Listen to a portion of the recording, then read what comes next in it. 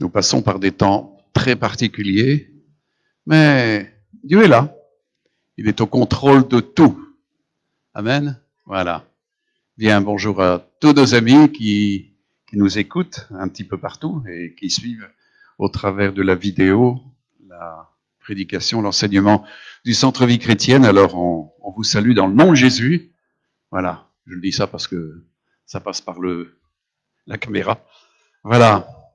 Eh bien, je crois que la semaine passée, on avait vu justement que Dieu nous avait régénérés pour une espérance vivante par la résurrection de Jésus. Et, mes amis, est-ce que vous avez médité là-dessus? Parce que c'est quelque chose de tellement important, la résurrection. Parce que si Jésus n'est pas ressuscité, il n'y a pas de résurrection. Et on comprend le but que poursuivait Paul. Je cours vers le but afin de remporter le prix de la vocation céleste en Jésus-Christ, par Jésus-Christ. Amen. Et comme il dira dans tout son enseignement, Dieu étant un Dieu saint, nous avons pour fin la sainteté. Les amis, ça c'est un mot qui est en abomination à Satan et à ceux qui sont corrompus. La sainteté, c'est quelque chose qui est très très mal compris. La sanctification, elle a été tellement blackboulée, on lui a fait dire ce qu'elle ne disait pas, et on lui a retiré ses traits de puissance, ses traits d'efficacité. Alors, je prends avec vous 1 Corinthiens, chapitre 1er, versets 1 à 9. Paul, appelé à être apôtre de Jésus-Christ par la volonté de Dieu, et le frère Sosthène, à l'église de Dieu qui est à Corinthe, à ceux qui ont été sanctifiés en Jésus-Christ, appelés à être saints, et à tous ceux qui invoquent en quelque lieu que ce soit le nom de notre Seigneur Jésus-Christ, leur Seigneur et le nôtre. Que la grâce et la paix vous soient données de la part de Dieu, notre Père et du Seigneur Jésus-Christ. Je rends à mon Dieu de continuelles actions de grâce à votre sujet pour la grâce de Dieu qui vous a été accordée en Jésus-Christ, car en lui vous avez été comblés de toutes les richesses qui concernent la parole et la connaissance, le témoignage de Christ ayant été solidement établi parmi vous, de sorte qu'il ne vous manque aucun don dans l'attente où vous êtes de la manifestation de notre Seigneur Jésus-Christ. Il vous affermira aussi jusqu'à la fin pour que vous soyez irréprochables au jour de notre Seigneur Jésus-Christ. Dieu est fidèle, lui qui vous a appelés à la communion de son Fils Jésus-Christ. Amen. Mes amis, il y a un passage où il nous est dit, au verset 7, « Dans l'attente que vous êtes de la manifestation de notre Seigneur Jésus-Christ. » C'est ce que Paul attendait, et c'est le but de toute notre vie. Et ce but est tout proche. Amen. Mes amis, le temps de la grâce pour les nations, le temps de la grâce pour l'Église est en train de se refermer. Et vous le voyez, c'est indubitable. Les événements nous montrent bien que nous sommes dans le temps où Jésus revient. On l'a vu la semaine passée, on l'a vu, la prophétie que Jésus a donnée, que ceux qui auraient vu, c'est-à-dire la génération qui aurait vu l'accomplissement du figuier qui reverdit et qui pousse des branches, il a dit, cette génération ne passera pas, que tout cela ne soit accompli. Nous sommes cette génération. Amen. Donc, nous voyons que le temps est court, très très court, et depuis longtemps, le Saint-Esprit presse son peuple à vraiment se sanctifier et à vraiment se préparer. C'est ce qu'il dit ici, il parle ici de l'attente, donc au verset 8, il dit, il vous affermira aussi jusqu'à la fin pour que vous soyez irréprochables au jour de notre Seigneur Jésus-Christ. Mes amis, irréprochable, qu'est-ce que ça veut dire? Ça veut dire sanctifié. Ça veut dire être saint. Dieu est saint et il a dit, vous serez saints car je suis saint. Mes amis, l'éternité n'est vécue que par des gens qui sont saints. Amen. C'est tellement important de comprendre ça. Et la parole de Dieu dit que nous sommes le temple de Dieu et ce temple est saint.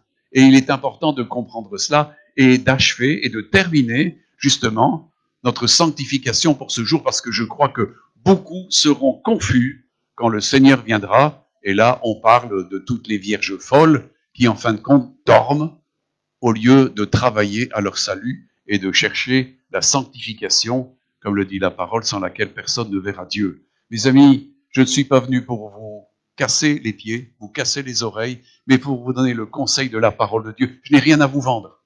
Mais je peux vous dire que celui qui ne se sanctifiera pas ne verra pas le jour du Seigneur. Il restera là, il se restera confus. Alors vous comprenez l'importance de ce que nous voyons ici. Mes amis, c'est un message important. Important parce que Dieu veut ça. Moi, je sais que le Seigneur m'a encouragé. Et justement, je disais ce matin, après avoir été auprès du Seigneur, je disais à Roby, c'est quand même merveilleux. Quand je me suis approché du Seigneur ce matin pour préparer cette prédication dans sa présence, elle était là. Vous savez, c'est une présence sanctificatrice, c'est une présence qui déverse en nous l'amour et la force de Dieu. Et mes amis, vous savez, beaucoup de gens ont vu dans la sanctification quelque chose d'austère. Mes amis, l'image que la religion a donnée de la sainteté, c'est une idée, une image très fausse, parce qu'elle est privée de joie, elle est privée de simplicité, elle est privée de dynamisme, elle est privée d'une dimension joyeuse, d'une dimension de paix. Les amis, on nous a donné une image de l'austérité, du légalisme au travers de la sainteté, mais c'est pas ça du tout. Il y a des ressources extraordinaires de force, de vie, de puissance. Mes amis, un peuple saint n'a rien à craindre. N'a rien à craindre. C'est l'ennemi qui a tout à craindre d'un peuple saint. Mes amis, l'ennemi, ce qu'il redoute, c'est la sainteté de Dieu. C'est pour ça qu'il a toujours essayé de corrompre la sainteté de Dieu. Mes amis, mais un peuple saint, c'est ce que disait Dieu dans l'Ancien Testament. Il a dit, vous savez, parce que vous êtes un peuple saint, vous n'aurez pas à craindre les épidémies, les maladies, les pestes et tout ce qui affecte les nations. Mes amis, nous sommes ici devant toutes des actions de l'ennemi au milieu du monde. Et ça ne vient pas de Dieu, ça vient de l'action des hommes qui travaillent avec Satan pour, en fin de compte, faire des hécatombes énormes dans le monde. Mais Dieu n'est pas derrière ces choses-là. En réalité, le peuple de Dieu n'a rien à craindre de tout cela s'il vit dans la sainteté. S'il demeure en Dieu, mes amis, Satan ne sait pas le toucher. Et ça, c'est important. Vous comprenez que le message de la sanctification est un message de victoire, pas un message d'austérité. C'est un message de justice, c'est un message de grâce, c'est un message d'amour, c'est un message de force, de dynamisme, de complétude. C'est les dimensions de la puissance de Dieu qui vient quand, mes amis, Dieu est saint. Est-ce qu'il craint quelque chose, Dieu? Tous les saints anges craignent-ils la maladie, les épidémies, les tremblements de terre et tout ça? Non. Moi, je crois que justement, un peuple qui est saint n'a plus rien à craindre et il avance vers sa destinée. Et c'est une destinée glorieuse. Amen. C'est une destinée où Dieu nous donne toujours la victoire. Amen. Alors, dans 1 Corinthiens 3, versets 16-17, il dit, ne savez, ça c'est Paul qui le dit, le temple de Dieu est saint. Ne savez-vous pas que vous êtes le temple de Dieu et que l'Esprit de Dieu habite en vous? Si quelqu'un détruit le temple de Dieu, Dieu le détruira, car le temple de Dieu est saint et c'est ce que vous êtes. Pourquoi parle-t-il ainsi, l'apôtre? Il parle de ceux qui détruisent le temple de Dieu. Et c'est important de comprendre les processus. Hein, pas vrai? Pourquoi quelqu'un détruirait-il le processus, enfin, le temple de Dieu, qui est un temple saint? Les amis, depuis l'aube des temps, Satan lutte contre le fait de la sainteté de Dieu. Pourquoi? Parce qu'il s'est corrompu. Et nous allons prendre un passage dans les Écritures, hein, et on remonte à ce moment-là à Ézéchiel, chapitre 28, où Dieu parle de Lucifer. Lucifer était un chérubin protecteur. Il était un ange de lumière, un archange de lumière. Alors, donc, dans ce chapitre 28, 14 à 18, Dieu nous parle. Tu étais un chérubin protecteur aux ailes déployées. Je t'avais placé et tu étais sur la sainte montagne de Dieu. Tu marchais au milieu des pierres étincelantes et tu étais intègre dans tes voies depuis le jour où tu fus créé jusqu'à celui où l'iniquité était retrouvée chez toi.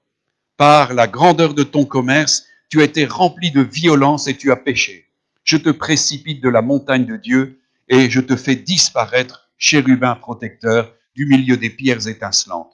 Ton cœur s'est élevé à cause de ta beauté et tu as corrompu ta sagesse par ton éclat. Je te jette par terre, je te livre en spectacle au roi. Par la multitude de tes iniquités, par l'injustice de ton commerce, tu as profané tes sanctuaires. je fais sortir du milieu de toi un feu qui te dévore, je te réduis en cendres sur la terre aux yeux de tous ceux qui te regardent. Voyez-vous, nous voyons ici l'expression de la colère de Dieu vis-à-vis de ce chérubin qui était très apprécié de Dieu parce qu'il était un ami intime de Dieu. C'était un chérubin parfait, parfait. Il était parfait en tout. Mais, à un moment donné, il nous est dit qu'il a voulu s'asseoir sur le trône du Très-Haut, être semblable au Très-Haut. Mais il nous est parlé ici qu'il a été créé. Donc, il n'est pas Dieu. Comprenez ce qu'il dit ici, hein? Regardez. Tu as été intègre dans tes voies depuis le jour où tu fus créé. Excusez-moi, Satan n'est pas un Dieu. Satan est une créature qui, à un moment donné, s'est corrompue. S'est corrompu. Et il a perdu sa beauté, son éclat. En réalité, il a tout profané, il nous est dit ici. Et, en fin de compte, l'iniquité s'est trouvée chez lui. Il a voulu séduire les anges et il a exercé il nous est parlé ici, je te livre en spectacle au roi par la multitude de tes iniquités et par l'injustice de ton commerce.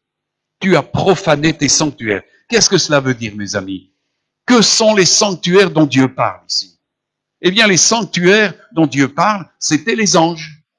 Mes amis, est-ce que Dieu habite dans des temples? Non, il habite dans sa création, c'est-à-dire dans les êtres. C'est pour ça qu'il nous est dit, et je dis souvent que ça synthétise toute la Bible, Dieu en Jésus-Christ sera tout et en tous. C'est-à-dire qu'il demeurera en tous et il fera que tous nous soyons vraiment efficaces. Amen.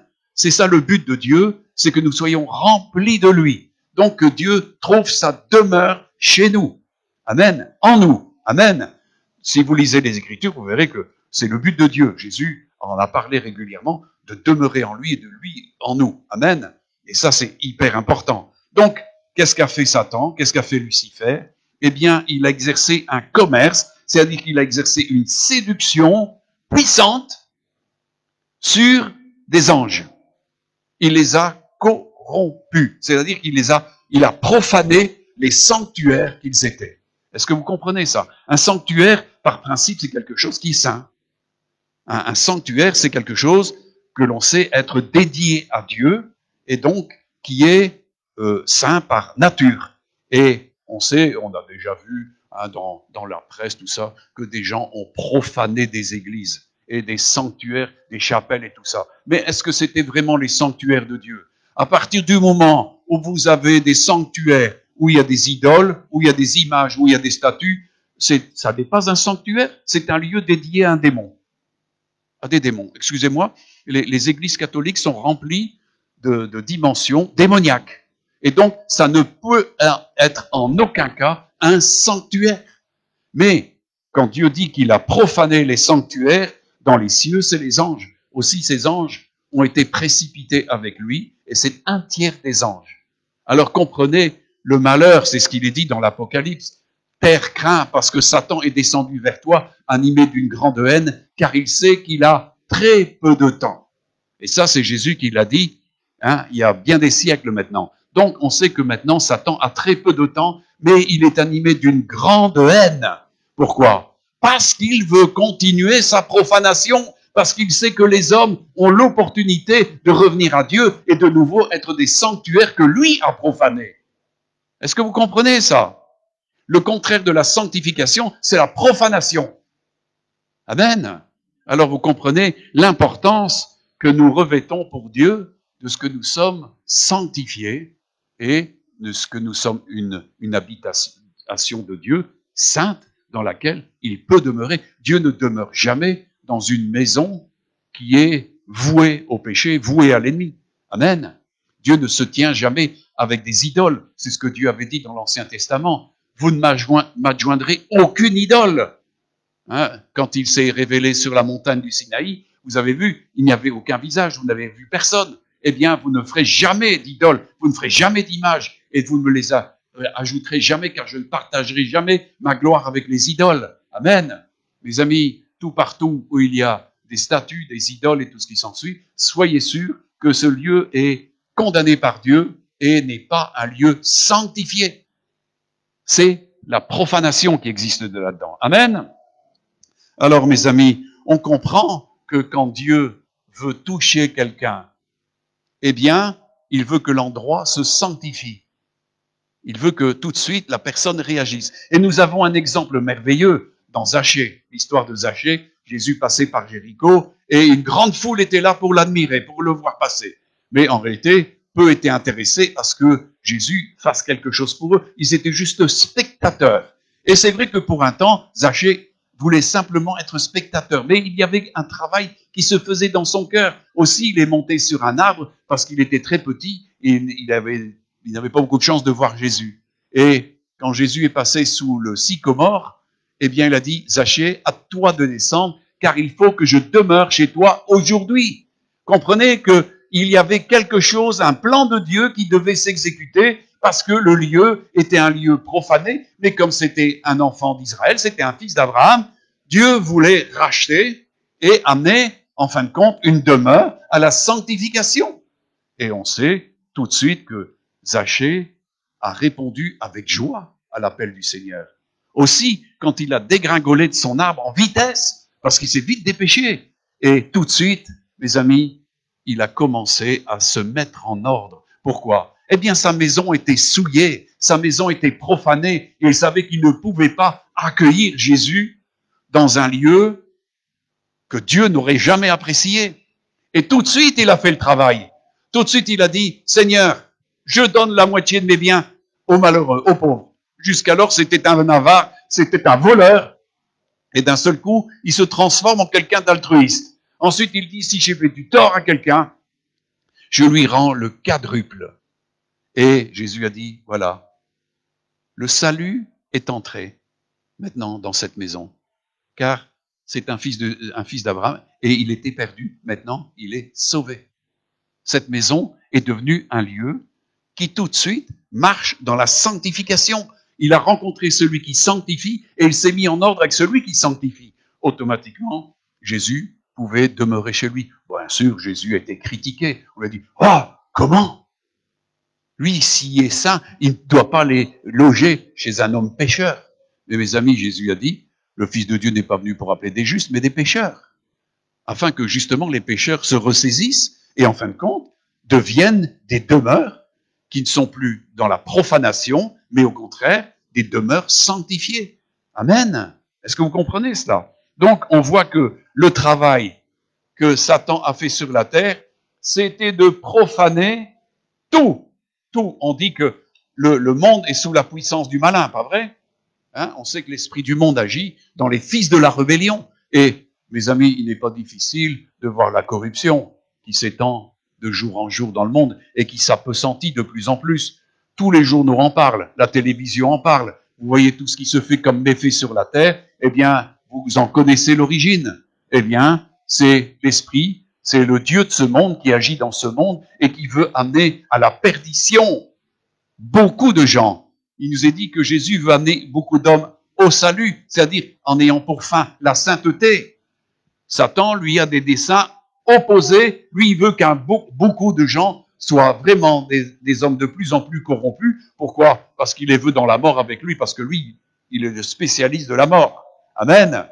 Mes amis, il va aller dans les temps de feu et il espère bien en attirer un maximum. Amen. Et c'est pour ça que quand Dieu adresse sa parole à quelqu'un, c'est une invitation à sortir de la corruption qui se trouve dans ce monde. Mes amis, il n'y a pas de puissance dans la corruption. Beaucoup de gens se glorifient de leur puissance méchante. C'est vrai. Regardez tout ce qui s'est fait depuis l'aube des temps. Des gens se targuent d'être forts et puissants par la méchanceté qu'ils développent. Regardez tous les tyrans regardez le nombre de morts qu'ils ont fait. Mes amis, c'est pas des bienfaiteurs tout cela. C'est des gens qui tyrannisent, qui dominent, qui rendent esclaves et tout ce qui s'ensuit. Il n'y a pas de puissance dans la corruption. Il n'y a pas de puissance de vie. Excusez-moi. La vie se trouve dans la sainteté. Dieu est un Dieu saint et Dieu est un Dieu rempli de vie qui donne de la vie. Pourquoi? Parce que là où il y a la sainteté, la vie est là et domine avec puissance. Amen. Les amis, il faut sortir de l'image religieuse de la sainteté, de la sanctification. C'est une fausse image. Amen. Mes amis, on n'a pas des images saintes, c'est des images pieuses, ça n'existe pas. C'est vraiment interdit par Dieu. Amen. Alors comprenez que tout ça, bien, il faut briser les statuts, il faut briser tout. Et on sait que c'est une nécessité de nettoyer sa maison de tout ce qui est idolâtrie, de tout ce qui est profane, hein, de tout ce qui ne sert pas Dieu, parce qu'en réalité, le culte de Dieu est dépourvu de tout apparat, de toute dimension de statut, de signe, tout ça. Non, regardez, le ministère de Christ est un ministère complètement dépouillé. Amen. Les amis, vous n'avez pas vu les apôtres promener, ni Jésus promener avec une tiare, avec des mitres et tout, des trucs comme ça. Hein? Si vous allez à Rome, vous allez voir qu'on représente les apôtres avec des mitres. Mais mes amis, les apôtres n'ont jamais porté de mitre. Ça, c'est les résultats de Constantin le Grand qui vient de la secte de Mitra et qui a dit que maintenant, désormais, les évêques porteraient la mitre qu'il y avait dans le culte de Mitra parce que c'était un adepte de Mitra. Et Mitra, qu'est-ce que c'était? C'était l'adoration des idoles et des images et tout ce qui s'ensuit et la vénération des morts et tout ce qui s'ensuit, la prière aux morts et tout ce qui s'ensuit. Constantin a réinvesti tout cela. Les amis, ce sont des abominations. S'il y a bien des lieux qui sont profanés hein, et qui ne sont pas saints, c'est les lieux où il y a des idoles, où on invoque les morts. Comprenez ça? Il faut fuir ça. Il faut fuir ça. D'ailleurs, Dieu interdisait à son peuple d'aller dans les cimetières. Amen. Il y a des gens, moi je vois ici, quand je faisais les travaux, régulièrement des personnes vont tous les jours sur des tombes pour parler à des morts. Mes amis, nous n'avons aucun rapport avec les morts. C'est impossible. Ils sont dans le séjour des morts et n'ont aucun contact avec les hommes, ni même avec Dieu. Amen. Il y a un temps qui vient, et c'est bientôt la résurrection, et ensuite il y aura un jugement, mais tout à la fin, au bout du millénium. Donc il y aura la deuxième résurrection. Mais donc, il est important, mes amis, de comprendre que si nous sommes la maison de Dieu, c'est très important d'être sanctifiés. Alors, est-ce que vous avez déjà réfléchi sur le fait de ce que vous êtes en tant que temple de Dieu? Amen. C'est ça. Paul dira, vous êtes le temple de Dieu. Amen. Hein? Et regardez, pardon. Et je vais prendre avec vous le psaume 93 et particulièrement sa finalité, le 5e verset. Il est dit et d'ailleurs ça a été l'occasion de faire un chant, il y a un cantique qui est fait sur ce. L'Éternel règne, il est revêtu de majesté, l'Éternel est revêtu, il est saint de force, aussi le monde est ferme, il ne chancelle pas, ton trône est établi dès les temps anciens, tu existes de toute éternité, les fleuves élèvent, ô Éternel, les fleuves élèvent leur voix, les fleuves élèvent leurs ondes retentissantes, plus que la voix des grandes et des puissantes eaux, des flots impétueux de la mer, l'Éternel est puissant dans les lieux célestes. Tes témoignages sont entièrement véritables. Et il dit ici, la sainteté convient à ta maison, ô Éternel, pour toute la durée des temps. La maison de l'Éternel est une maison sainte. Amen. Et nous sommes la maison de Dieu. Nous sommes le temple de Dieu. Amen. Oh, mes amis, c'est tellement important. Est-ce que vous vous considérez comme la maison de Dieu? Paul dira, mais vous vous rendez pas compte que Dieu habite en vous? Amen. Il y avait là une absurdité. Les gens n'étaient même pas conscients que Jésus, il y a là un paradoxe. Hein. Je crois qu'en fin de compte, c'est des gens qui n'avaient pas beaucoup évolué dans la compréhension de la parole et de la sanctification, parce que sinon, ils savaient bien que quand ils ont reçu l'Esprit de Dieu, Dieu fait de nous, à ce moment-là, le temple de son Saint-Esprit. Nous sommes une habitation de Dieu en esprit. Nous sommes une même plante avec lui. Nous sommes greffés à lui. Amen. Alléluia. Et ça, c'est merveilleux. N'est-ce pas merveilleux, ça? Est-ce que vous appréciez d'être le temple du Saint-Esprit, la maison de Dieu? Dieu n'habite pas ici dans le bâtiment. Il est content qu'on est ici et qu'on s'unit pour le rencontrer. Et quand nous nous unissons, il se trouve au milieu de nous. On peut dire qu'à ce moment-là, il est au milieu de nous. Mais il est aussi en chacun de nous. Amen. Alors plus on s'unit, plus la présence de Dieu se fait. Amen. Mais c'est uniquement dans la mesure où la maison est sanctifiée. Amen. Satan a profané un tiers des anges. Et mes amis, s'il a réussi à profaner par un commerce honteux, un commerce très rude, un tiers des anges, combien il a facile pour séduire les hommes tellement fragiles. Mes amis, j'attire votre attention sur le fait que les anges qui sont déchus de leur sainteté et qui sont devenus des démons, auparavant, ils ont été créés par Dieu. Et ils ont vu leurs origines être de Dieu. Et ils ont vu Dieu. Ils ont compris. Ils ont vu sa gloire. Ils ont vu sa puissance. Ils ont assisté à des choses que nous n'avons jamais assisté. C'est dire qu'en fin de compte, combien le commerce que Satan a exercé pour les profaner a été violent. C'est ce qui est dit par la violence de ton commerce. Est-ce que vous comprenez ça? Et mes amis, vous croyez qu'il n'y eut pas de violence sur la terre? Oh que si. Et il a beaucoup plus facile avec les hommes qu'avec les anges. Néanmoins, il a réussi dans son action à détourner un tiers des anges qui ont été précipités et qui sont perdus et qui sont devenus des démons. Amen. Howard Pittman, qui a vu l'univers et le royaume des démons, a dit que pour une personne qui vit sur la terre, il y a au moins 1000 démons. Au moins. Et il y a plein d'esprits qui font toutes sortes de choses et ils ont toutes des spécialités. Et il y a notamment aussi des esprits qui ont la spécialité pour répandre des épidémies, des pestes et tout ça, comme vous voyez ici. À partir du moment où le monde quitte de plus en plus la sanctification et qu'il n'y a plus d'intercesseurs, qu'il n'y a plus de pureté, qu'il n'y a plus de sainteté, eh bien les démons peuvent répandre sur le monde des épidémies, des pestes et tout ce qui s'ensuit. C'est en vertu du manque de sanctification, eh bien l'ennemi peut entrer et il y a des brèches. Il rentre et il fait son sale boulot. Et des esprits impurs peuvent se répandre et répandre des maladies, des infirmités sur le monde et des calamités de tout ordre. Comprenez ça? Ah oui, un peuple, c'est ce que Dieu disait à son peuple, si vous sanctifiez mon nom, aucune nation ne pourra vous résister. Et vous ne serez jamais atteints par les maladies, les épidémies, les pestes qui touchent les autres pays. Mais, soyez saints. Amen. Mes amis, vous comprenez l'intérêt? Il n'y a que de la satisfaction dans la sainteté. Mais Satan met dans le cœur des hommes, non, c'est pas vrai ça. Et surtout parmi les jeunes, les jeunes veulent profiter, en fin de compte, de la dimension du péché. Parce que dit, mais non, c'est séduisant le péché.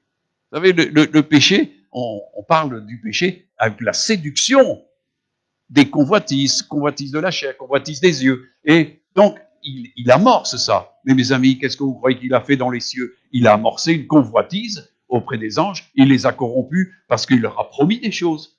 C'est pour ça que Paul dira qu'on n'a pas à lutter contre la chair et le sang, mais contre des princes du monde des ténèbres. Ah bon? C'est quoi? Ils ont eu une promotion avant avec Satan et il leur a accordé à ces anges qui ont été déchus des positions de force ici dans ce monde. On parle des autorités du monde des ténèbres. Amen. Eh bien, ces gens-là ont été séduits par les propositions. C'est ce que, si on prend très simplement ce que Satan a essayé de faire avec Jésus. Mes amis, quand il a été amené au désert pour être tenté par le diable, jeûner et être tenté par le diable, c'est le Saint-Esprit qui l'a envoyé. C'est pas de sa propre initiative, c'est Dieu, c'est l'Esprit Saint qui l'a envoyé. Qu'est-ce qu'a fait le diable? Il l'a tenté de toutes sortes de manières. Et à la fin, il a même poussé l'extravagance au fait de l'avoir pris, de l'avoir élevé, et lui a montré les royaumes et les puissances et les richesses et tout ça. Il lui a dit, tu vois, toutes ces choses, on me les a données, et je les donne à qui je veux. C'est moi qui décide de qui aura. Si donc, tu te prosternes, et tu m'adores, eh bien, je te donnerai toutes ces choses. C'est pas beau ça? Jésus pouvait éviter la croix avec lui. Puisqu'en fin de compte, mais mes amis, il nous est dit que le monde a été soumis à la corruption. Et Jésus n'est pas venu pour se laisser corrompre par l'ennemi. Il est venu pour arracher le monde aux griffes de Satan et les gens aux griffes de Satan. Amen. Mais ça se passe par la sanctification. Et Jésus lui-même, il a dit, je me sanctifie pour eux.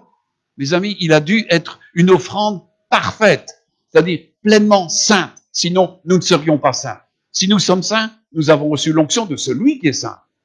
Comprenez que il nous est dit que, et c'est Isaïe qui parle, et moi j'aime beaucoup ce passage des Écritures, il nous est dit où Jésus parle, et il dit, Père, tu n'as désiré et tu n'as accepté aucune offrande, aucun sacrifice pour le péché. Mais, dit-il, tu m'as donné un corps, aussi je viens, ô Dieu, pour faire ta volonté. C'est-à-dire, il venait pour être l'offrande sainte. Et il fallait qu'il soit très sanctifié afin que Satan ne puisse rien trouver en lui afin qu'il nous assure un salut parfait. Et c'est à cause de cette volonté que nous sommes sanctifiés par son sang, par le don de sa vie. Amen. Est-ce que vous comprenez l'origine de notre sanctification? Nous avons reçu l'onction de celui qui est saint. Jésus était obligé d'être cette offrande sainte pour que nous soyons sanctifiés.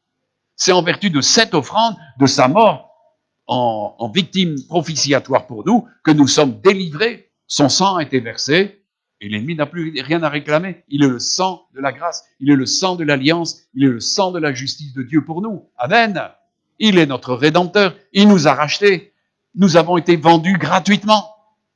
Et Jésus s'est sanctifié pour être une offrande sainte afin de nous racheter à grand prix par le prix de sa vie. Amen. Alors comprenez que Jésus est venu pour faire de nous sa maison. Et sa maison se doit d'être pure, se doit d'être sainte.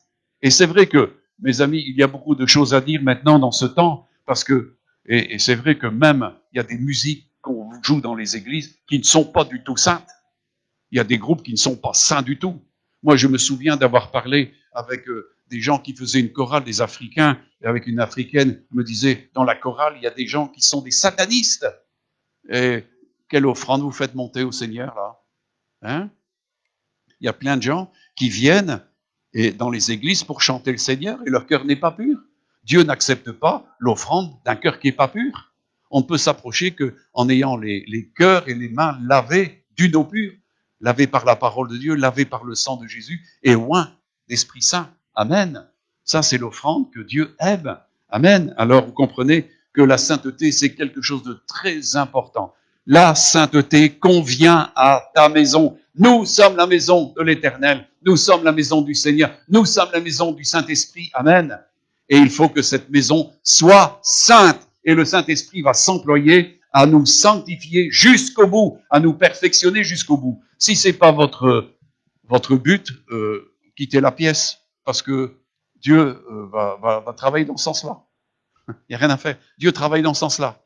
Et si vous n'êtes pas d'accord, eh bien, la finalité, ça sera la perdition. Vous avez pour fin soit la sainteté, soit la perdition avec la corruption. Amen.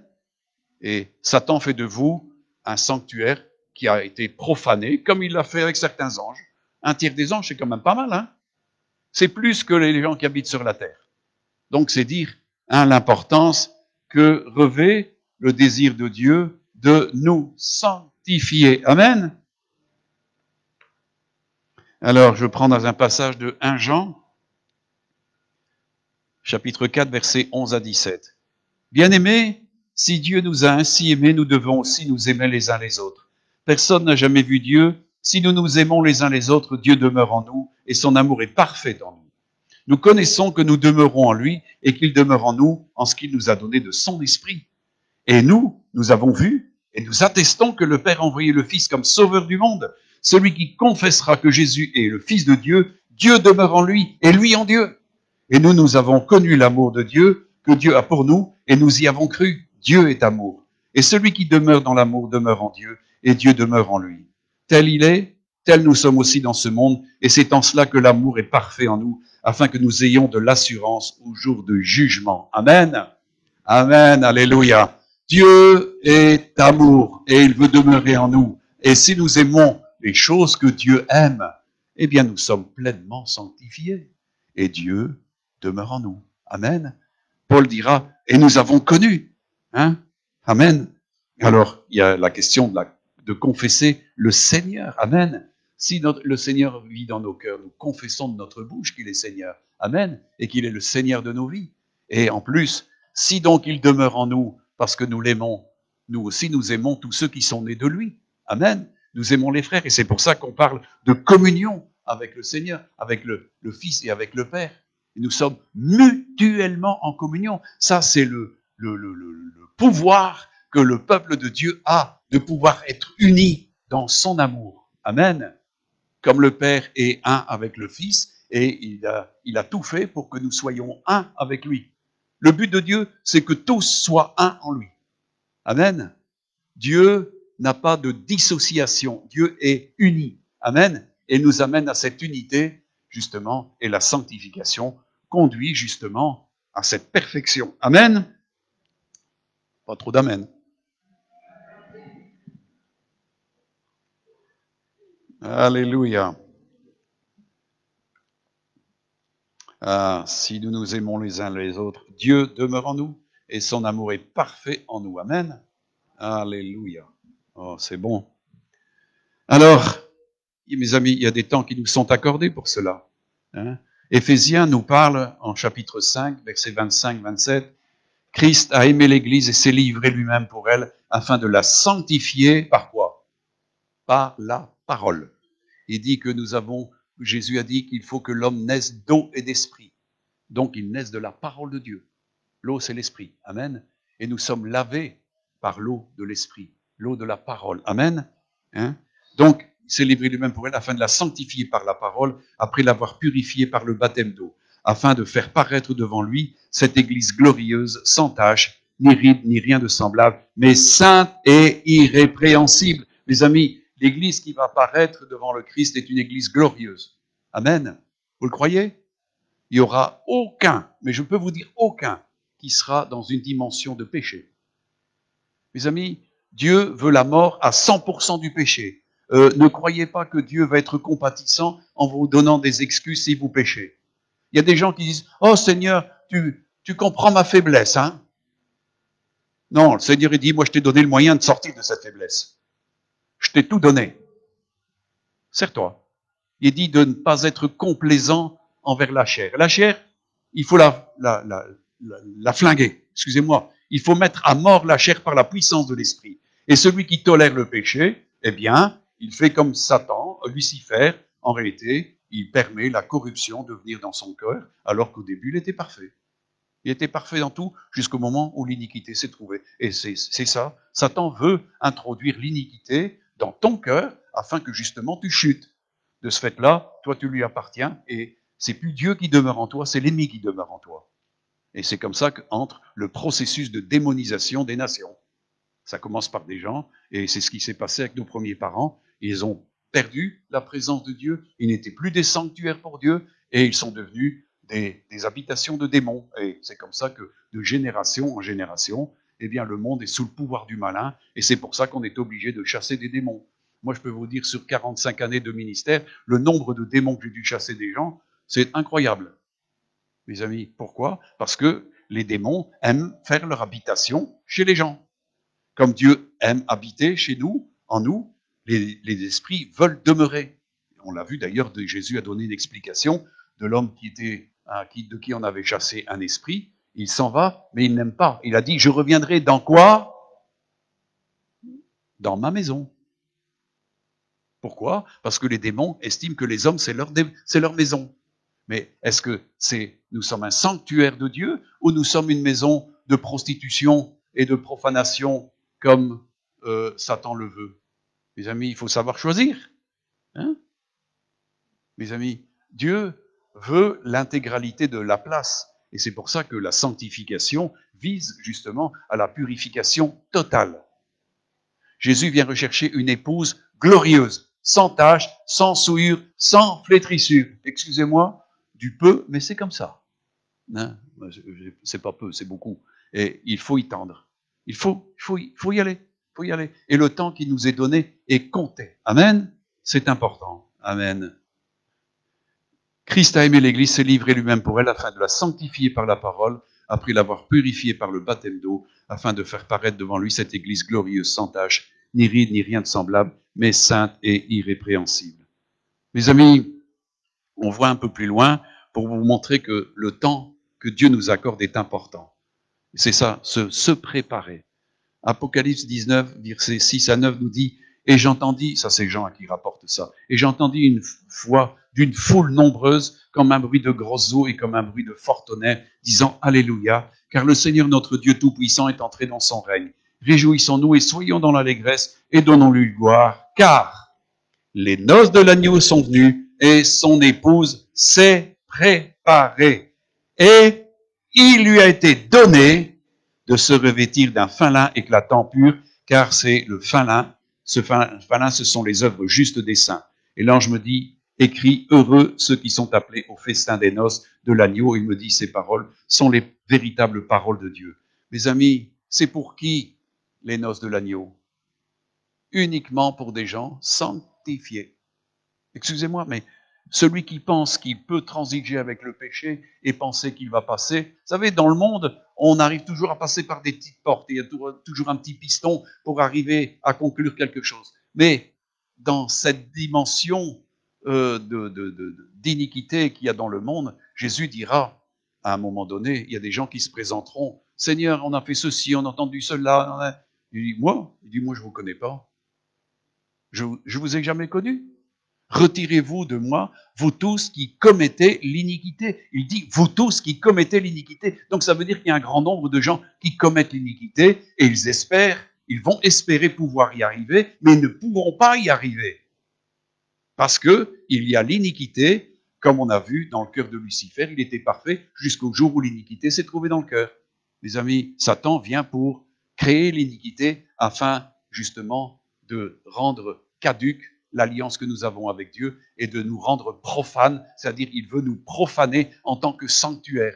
Mes amis, si nous voulons être des sanctuaires pour Dieu, il faut vraiment veiller sur nous, sur nos vies et veiller à la sanctification. Amen. Sans laquelle personne ne verra Dieu. Amen.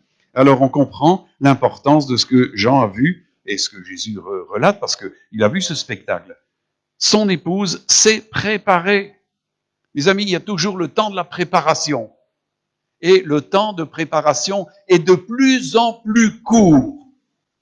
Il nous est dit que les vierges sages elles sont réveillées, elles vont à la rencontre de l'époux et elles sont préparées. Elles se préparent pour rencontrer. Elles ont beaucoup de vases d'huile, c'est-à-dire les dimensions de l'esprit pour y arriver. Et elles ont leur lampe allumée. Amen. Beaucoup de gens ont leur lampe éteinte et ils n'ont pas d'huile, ils n'ont pas d'Esprit Saint et vont se retrouver devant la porte fermée. Bientôt. Ça vient très bientôt. Amen.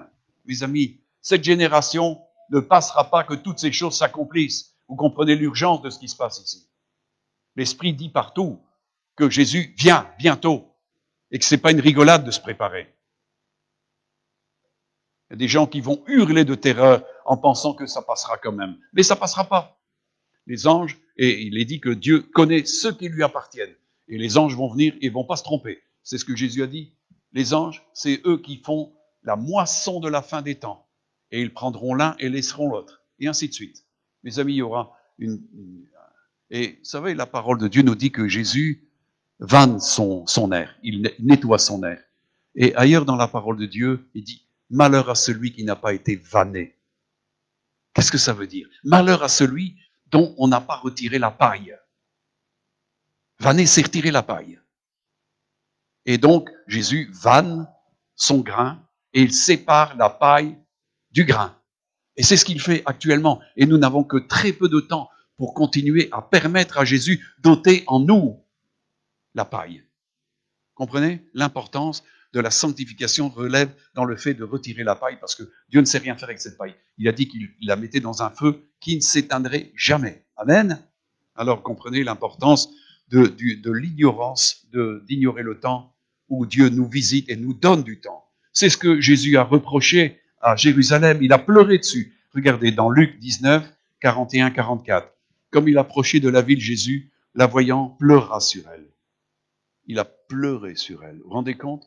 Il est le sauveur d'Israël et il vient et il pleure sur Jérusalem et dit, si toi aussi, au moins en ce jour qui t'est donné, tu connais les choses qui t'appartiennent à ta paix, mais maintenant elles sont cachées à tes yeux. Il viendra sur toi des jours où tes ennemis t'environneront de tranchées, t'enfermeront, te seront de toutes parts. Ils te détruiront, toi et tes enfants au milieu de toi. Ils ne laisseront pas en toi pierre sur pierre parce que tu n'as pas connu le temps où tu étais visité. Et il dira encore, vous serez emmenés en persécution tout partout dans les nations. On vous tuera, on vous laminera, c'est tout. C'était la destruction de Jérusalem. Pourquoi? Simplement parce que tu n'as pas connu le temps qui t'a été donné.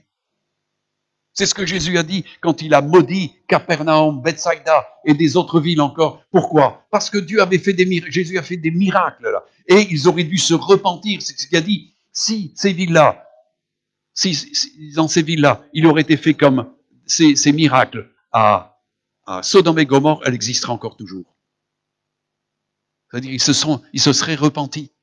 Mais ainsi, beaucoup de gens ne se repentent pas. Mes amis, le processus de la sanctification passe obligatoirement par la repentance et la conversion à Christ. Cette dimension où l'Esprit Saint conduit et nous met en face de nos responsabilités et de nos erreurs. Et c'est là où nous sommes d'accord de nous repentir et nous nous convertissons à Christ. Et là, le voile est ôté. Et l'Esprit Saint commence à faire son travail de sanctification. Et il nous amène de gloire en gloire dans la stature parfaite de Christ. Parce que c'est ça le but de Dieu. C'est qu'on arrive à la stature parfaite de Christ. C'est ça la sanctification. Mais, voyez-vous, Jérusalem a perdu son occasion. Et ça a été l'occasion d'ouvrir le temps des nations, la grâce aux nations, au temps de l'Église des nations. Mais mes amis, c'est en train de se terminer. Isaïe annonce que sa houlette grâce, à un moment donné, va être rompue par les nations. Jésus a dit, Jérusalem sera foulée par les nations jusqu'à ce que le temps des nations soit accompli. Excusez-moi, Jérusalem est de nouveau entre les mains des Hébreux, des Juifs. Donc, le temps des nations, vous avez compris que nous sommes dans les quelques minutes qui restent au temps des nations. Amen. C'est important. Dieu avertit ses enfants, mes amis. Mais qui prend garde? J'ai reçu, il y a Rosemary qui m'a téléphoné hier. Elle dit, écoute, j'ai reçu, je reprends quelque chose qu'on avait, je crois que tu dois le connaître, et c'est vrai que je le connaissais plus, enfin, j'avais pas le texte, mais elle m'a renvoyé, je dis, écoute, envoie-moi le texte. C'est une prophétie qui avait été donnée en 1987, le 6 avril, à David Minor. Donc, c'est une prophétie qui, en fin de compte, est très pertinente parce que nous voyons qu'elle s'accomplit sous nos yeux. Est-ce que vous êtes attentifs? Est-ce que vous pouvez comprendre maintenant et décanter les choses? L'Esprit de Dieu dit que le vent du Saint-Esprit, donc ça c'est ce qui est annoncé en 87, que le vent du Saint-Esprit souffle sur la terre. L'Église, cependant, est incapable de reconnaître pleinement ce vent. De même que votre nation a donné des noms à ces ouragans, j'ai mis mon nom sur ce vent. Ce vent est nommé sainteté à l'Éternel.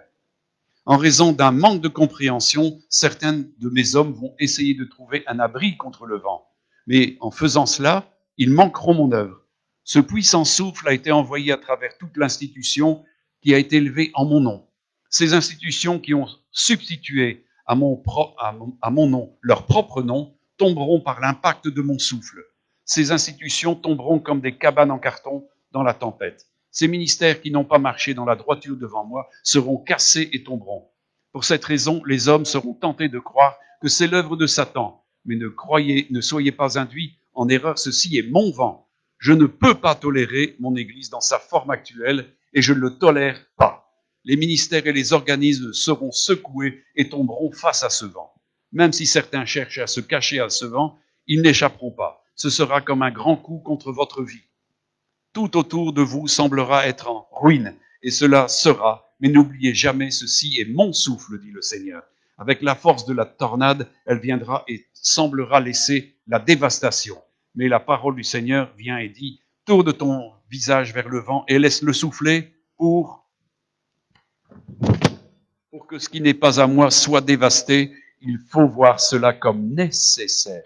Ne soyez pas effrayés, car après cela, mon vent soufflera à nouveau. N'avez-vous pas lu comment mon esprit a soufflé sur la vallée des ossements desséchés? Donc, il doit souffler sur vous. Ce vent viendra avec la même force que le premier vent. Ce vent aura lui aussi un nom. Il sera appelé Royaume de Dieu. Il apportera mon gouvernement et l'ordre. En plus de cela, il apportera ma puissance. Le surnaturel sera dans ce vent. Le monde va se moquer de vous à cause de la dévastation du premier vent, mais ils ne riront plus après. Après, avec ce vent, viendra une force et une puissance qui produiront le miracle parmi mon peuple et dans la crainte de Dieu tomberont sur la nation. Mon peuple sera prêt pour le jour de ma puissance, dit le Seigneur. Dans mon premier vent, je vais souffler sur toi l'orgueil, la luxure, la cupidité. Donc il va faire partir, c'est ça. Je vais la faire comme le van, quoi. La concurrence et la jalousie, et vous vous sentirez dévastés. Ne lisez-vous pas heureux les pauvres en esprit, car le royaume des cieux leur appartient, de sorte que par votre pauvreté d'esprit, je vais créer mon royaume. N'avez-vous pas lu le royaume de Dieu et donc dans le Saint-Esprit? Donc c'est par mon esprit que mon royaume sera établi et manifesté. Sachez aussi qu'il y aura ceux qui chercheront à se cacher de ce premier vent. Et ils essaieront de se couler avec le second souffle. Mais encore une fois, ils seront emportés par lui. Seuls ceux qui auront transformé leur visage dans le premier vent seront autorisés à être propulsés par le second souffle. Vous avez envie de renouveau et d'un retour du merveilleux et du surnaturel? Vous et votre génération le verra. Mais il ne proviendra que par mon processus, dit le Seigneur. L'Église de ce pays ne peut pas contenir ma puissance dans sa forme actuelle. Mais comme elle se tournera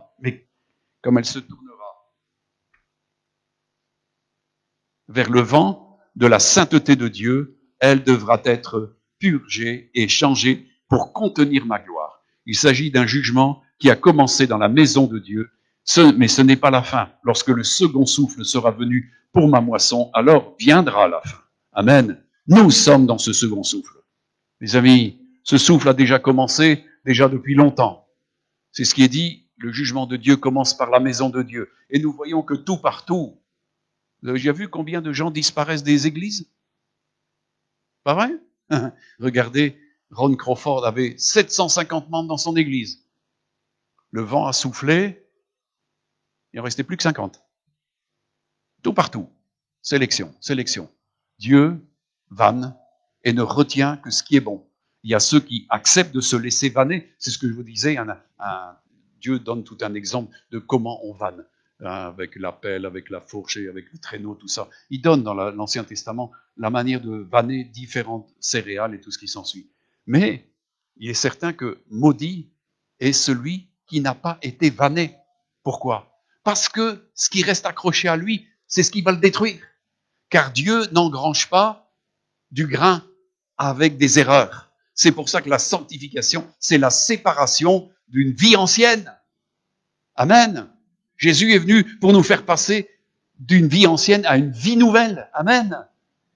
Par son salut, par sa rédemption, par le rachat. Mais si vous ne voulez pas être vanné, eh bien, il y aura des grosses déceptions. Et c'est vrai, je crois que beaucoup veulent échapper à ce souffle. Beaucoup ont essayé d'échapper. Et, en fin de compte, ils jouent un christianisme d'hypocrisie. Ils font semblant. Mais mes amis, Dieu sait très bien quand le cœur de l'homme fraude.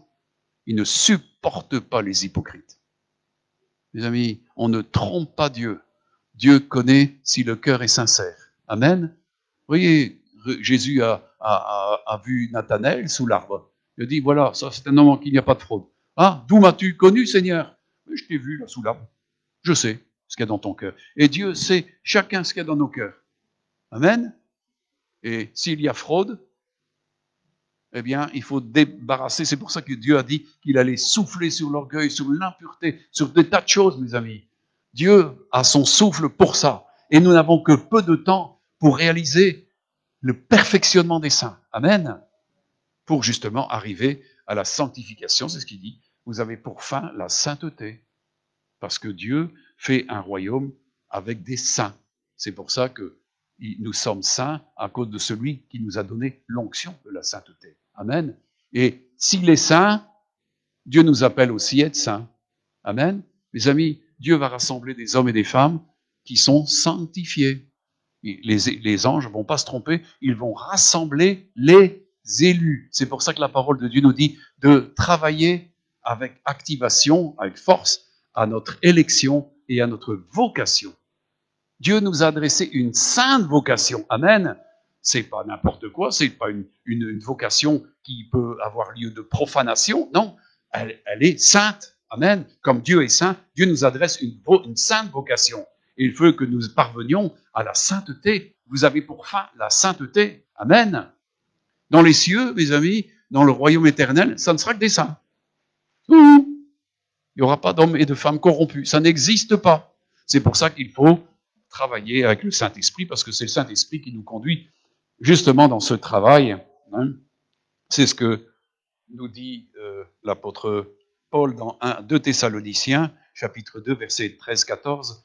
Pour nous, frères bien-aimés du Seigneur, nous devons, à votre sujet, rendre continuellement grâce à Dieu, parce que Dieu vous a choisi dès le commencement pour le salut, par la sanctification de l'Esprit et par la foi en la vérité.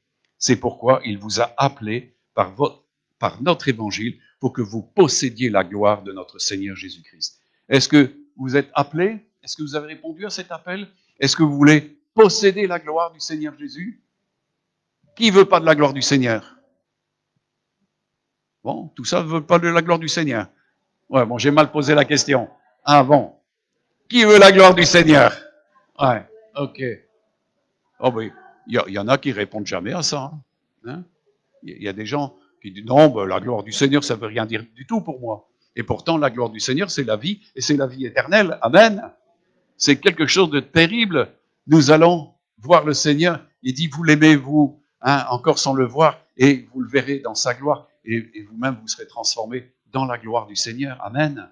Dieu nous a appelés à une dimension glorieuse, et non pas à être des endroits qui sont profanés, mais des vrais sanctuaires dans lesquels Dieu habite. Amen. Dieu veut habiter dans nos cœurs, mais dans des cœurs purifiés, sanctifiés. Amen.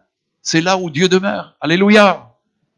Alors, Dieu nous a choisis dès le commencement pour le salut, par la sanctification qu'organise le Saint-Esprit. Amen.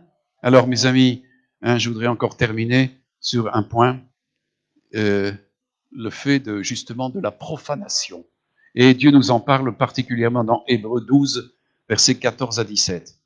Il dit, recherchez la paix avec tous et la sanctification sans lequel personne ne verra le Seigneur. Veillez à ce que nul ne se prive de la grâce de Dieu et ce qu'aucune racine d'amertume poussant des rejetons ne produise du trouble et que plusieurs n'en soient infectés. Et à ce qu'il n'y ait ni impudique, ni profane comme Ésaü qui pour un mets vendit son droit d'aînesse. Vous savez que plus tard, voulant obtenir la bénédiction, il fut rejeté, quoiqu'il la sollicita avec larmes, car son repentir ne put avoir aucun effet. Le Saint-Esprit m'a dit, parle de ça parce que c'est important. Qu'est-ce que ça veut dire? Pourquoi Ésaü a tout perdu? Il a profané son héritage, son droit d'aînesse. Nous possédons, puisque Dieu, on l'a vu, il nous a choisis dès le commencement pour le salut. Mes amis, beaucoup de gens sont en train de profaner leur héritage pour autre chose. Ils font tellement de concessions au péché et à l'ennemi qu'en réalité, ils profanent leur héritage. Ésaü a profané son héritage. Il l'a tenu pour peu de choses. Pour un plat de lentilles, il a tout perdu. Et même après, comme il est dit ici, il a pleuré. Il a supplié. Et Jacob n'a pas pu lui dire, non, c'est fini, terminé. Eh bien, ça va être la même chose, mes amis. Quand Jésus revient, tous ceux qui auront profané leur héritage, comme Ésaü, malgré leurs pleurs, ça ne changera rien du tout. C'est maintenant, et il faut garder en grande considération le salut. Il est important, la parole de Dieu nous dit de travailler avec crainte et tremblement à notre salut. Beaucoup de gens, le salut, ça n'a pas de sens. Pas vrai? Mes amis, vous savez le prix payé pour votre salut, Jésus? Moi, je l'ai vu mourir pour mon salut. Aussi, je lui suis infiniment reconnaissant. Je connais le prix. Beaucoup de gens ignorent le prix. Et c'est vrai qu'il y a beaucoup de gens qui m'envoient des lettres en me disant « Oh, je voudrais bien voir Jésus comme toi. » Et moi, je dis « C'est vrai, moi, je voudrais que tout le monde voit ce que j'ai vu de Jésus. » La crucifixion, c'est quelque chose d'horrible. Et ça, c'est le prix payé pour notre rachat, afin que nous soyons saints. Et nous sommes saints à cause de cette offrande. Amen. La sanctification, ça vient de lui, et la foi en lui. Amen. Mes amis, que faites-vous de ce que Jésus a fait? Mes amis, c'est important. Que faites-vous? Et est-ce que vous êtes prêts à profaner ce salut merveilleux que Dieu nous donne en son Fils? Dieu a prouvé son amour. Il nous est dit que Jean 3,16, Dieu a tant aimé les hommes qu'il a donné son Fils unique afin que quiconque croit en lui ne périsse pas, mais qu'il ait la vie éternelle. Amen. Mes amis, est-ce que vous avez cru? Est-ce que vous avez reçu Jésus? Est-ce qu'il est venu demeurer chez vous? Et est-ce qu'il peut, comme avec Zachée, faire le nettoyage chez vous? Parce que, croyez-moi, on parle souvent du chevalier blanc et de la tornade blanche.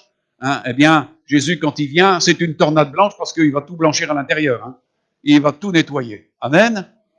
Est-ce que vous êtes d'accord avec ça? Alors, cherchons la sanctification sans laquelle que personne ne verra Dieu. Amen. Il faut la sanctification. Dieu se fait un peuple saint, sanctifié. Amen. Celui-là peut rentrer dans l'héritage de l'éternité, pas les restes. Amen. Voilà, que le Seigneur vous bénisse et nous allons prendre du temps maintenant pour prendre la Sainte Seine. Alors, soyons infiniment reconnaissants à celui qui a souffert une telle passion pour nous, parce que Jésus était passionné de nous pour endurer ce qu'il a enduré. Amen. Mes amis, consacrons-nous, recherchons la présence du Seigneur. Vous savez, il est tellement bon. Moi, je lui suis reconnaissant parce que quand j'étais jeune, j'aspirais tellement à avoir la présence du Seigneur et je ne l'avais pas, parce que j'avais pas de bon guide. Mais depuis que je l'ai rencontré, qu'est-ce que j'aime d'être avec lui. Qu'est-ce que j'aime d'être dans sa compagnie. Qu'est-ce que j'aime son conseil. Qu'est-ce que j'aime tout ce qu'il me fait. Ses corrections sont bonnes, tout. La sanctification, c'est bon. C'est bon.